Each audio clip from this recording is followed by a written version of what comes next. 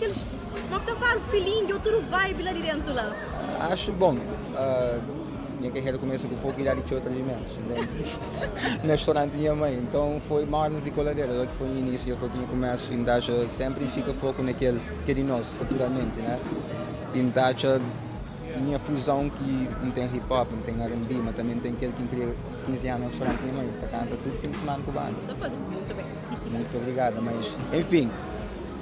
I say that to say this, não te pus naquele que é de nós, ou não? Exato, sim. Não, mas não, eu, cultura cabo-verdiana dos anos 60, que gosto de fazer coisa bonita, né, em termos de música e sempre fica ciente a explorar aquele que é de nós, em termos de ser um chord ou ser beat, um batuque, aquele kizomba, aquele afrobeat, nós temos tudo ele também, entendeu? Então... E aproveitando nesse ponto, ele queria falar para essa colaboração, última colaboração com o Jorge, com o Luz, aquele som lá, eu não tive ideia, eu fico espantado. E ela também gosta de esperar.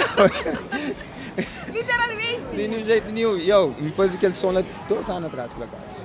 Isso da guarda tinha música, que Yo, 2 anos. Audible starting in the studio to crank them out. A gente tem aquele som lá 2 anos guardado assim, tipo, gostaríamos de lançar ali, porque aquele beat foi forte, a gente logo, mientras o primeiro verso, aquele coro, não tinha mais um segundo verso também, falei, yo, não queria uma coisa mais terral, manda música George. casada, todos os estilos mesmo, de cada Yeah. Tem Luz que você flow, rap, tem George que você magnificent, you know, high pitch, sweet voice.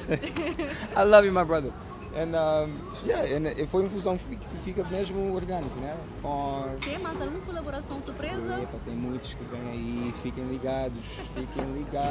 Não posso dar tudo, hein? Mas estamos muita coisa no caminho,